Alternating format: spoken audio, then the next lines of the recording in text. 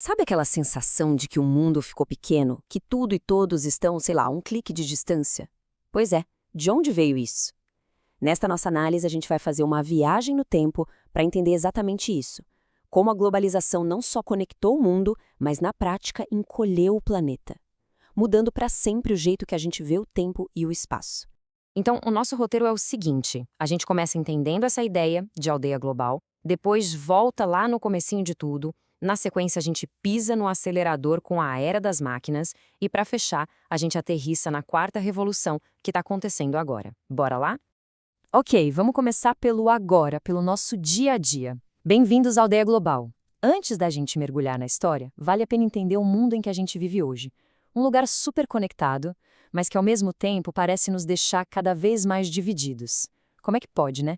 Para a gente começar a conversa, tem um conceito que é fundamental: aldeia global. É só pensar um pouco. Acontece alguma coisa lá do outro lado do mundo e em segundos já está pipocando no celular de todo mundo. Essa é a ideia. A tecnologia encurtou tanto, mas tanto as distâncias, que o planeta inteiro funciona quase como se fosse uma comunidade só, uma grande aldeia. As fronteiras físicas, claro, continuam lá, mas as fronteiras da informação, essas já eram. E quem é o grande motor por trás disso tudo? A internet, claro. Só que ela é uma faca de dois gumes, né? É um paradoxo bem interessante.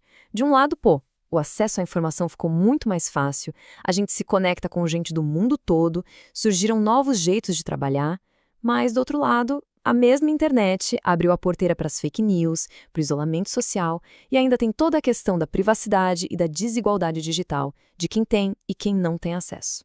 É complicado. E para guiar a nossa exploração, a gente parte de algumas perguntas bem diretas. São questões como estas que servem de base para a nossa análise. É respondendo a elas, uma por uma, que a gente vai conseguir montar o quebra-cabeça e entender esse fenômeno tão complexo que é a globalização. Bom, mas essa tal de aldeia global não apareceu da noite para o dia, né? Para a gente entender como ela foi construída, a gente precisa voltar no tempo. Então vamos para a nossa segunda parte. Onde tudo começou, uma viagem lá para a origem de tudo isso. E a grande pergunta aqui é: quando foi que o mundo começou a encolher de verdade? Porque, olha, pode acreditar, essa ideia de um planeta interligado, ela é bem, mas bem mais antiga que a internet. Geralmente, a história da globalização é contada em 3 grandes capítulos. O primeiro começa lá nos séculos XV e XVIII, com as grandes navegações, quando os europeus basicamente desenharam o mapa do mundo como a gente conhece.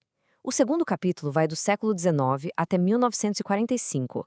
É a fase da Revolução Industrial, do vapor, das máquinas, que criou um comércio global e um sistema de poder bem definido. E o terceiro, que começa depois da Segunda Guerra e vem até hoje, é o nosso capítulo, a Era da Informação, que conectou tudo em tempo real e finalmente criou a tal da aldeia global. E nessa época toda, nasceu um conceito que moldou a economia do mundo: a Divisão Internacional do Trabalho, ou DIT. A lógica era bem direta e bem desigual, por sinal. Funcionava assim: as colônias entravam com as matérias-primas, tudo baratinho, e as metrópoles lá na Europa ficavam com a parte boa, transformar isso em produtos caros e vender. Foi um sistema que criou uma desigualdade que, se a gente parar para pensar, ainda dá para ver os reflexos hoje em dia. Beleza, as navegações conectaram o mundo, certo? Mas foram as máquinas que pisaram fundo no acelerador. E é aqui que a gente entra na nossa terceira parte, a Era das Máquinas. Agora a gente vai ver como as revoluções industriais mudaram não só como as coisas são produzidas, mas o ritmo da própria história. O primeiro grande boom aconteceu na Inglaterra, lá no século XVIII. O motor de tudo, a máquina a vapor, movida a carvão e ferro. Ela virou de cabeça para baixo a indústria de tecidos e os transportes. Aí, um século depois, veio a segunda onda. A eletricidade e o petróleo entram em cena. Junto com eles, a linha de montagem que permitiu produzir coisas em massa. Foi aí que o nosso jeito de consumir mudou, para sempre. Essa explosão de produção gerou uma fome que não acabava mais. As indústrias da Europa precisavam desesperadamente de mais e mais matéria-prima barata. E não adiantava só produzir, né? Precisavam de gente para comprar tudo aquilo, ou seja, novos mercados. E para fechar a conta, mão de obra barata e controle das rotas comerciais para garantir que a engrenagem continuasse girando. A expansão deixou de ser uma escolha, virou uma questão de sobrevivência para ele. E essa necessidade toda de se expandir tem nome e sobrenome: imperialismo. E olha, não era só chegar lá e dominar militarmente, Era um domínio completo, econômico, político, cultural, sobre pedaços enormes da África e da Ásia. O imperialismo não foi um acaso, um acidente no percurso da história. Foi, na verdade, a consequência direta e lógica daquela fome por recursos e mercados que a Revolução Industrial criou. E das máquinas a vapor, a gente dá um salto gigante para os processadores de silício. Chegamos à nossa quarta e última parte. Aqui, o combustível da mudança não é mais o carvão, é a informação.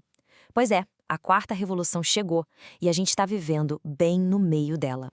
O nome oficial dessa era que a gente vive é meio comprido. Revolução Técnico-Científica Informacional, UFA, mas a ideia por trás é até que simples. É a fusão total entre ciência, tecnologia e informação. O motor agora não é mais a fumaça das chaminés, e sim o poder de processamento dos chips, dos computadores e, claro, da internet, que amarra tudo isso junto. E as grandes estrelas dessa revolução são coisas que até outro dia pareciam um roteiro de ficção científica. A gente está falando de inteligência artificial, que aprende sozinha, da internet das coisas, que conecta literalmente tudo, da geladeira ao tênis, robôs cada vez mais avançados, biotecnologia que nos permite editar o código da vida e a computação em nuvem, que dá um poder de fogo computacional que era inimaginável. E se tem uma coisa que a gente precisa entender sobre essa fase, é isso aqui, a velocidade. A velocidade da mudança nunca, mas nunca foi tão alta. Aquilo que antes levava décadas para mudar, agora acontece em poucos anos. Às vezes em meses. É um ritmo de inovação que a gente nunca viu antes na história. E com isso a gente fecha a nossa viagem no tempo. Fomos das caravelas de madeira até a inteligência artificial. O padrão que a gente viu é bem claro, né? Uma aceleração constante. E isso deixa uma pergunta no ar. Se a história nos serve de guia, e cada revolução foi mais rápida e mais forte que a anterior, o que é que vem depois do mundo digital? E, talvez o mais importante, a gente vai estar preparado para isso?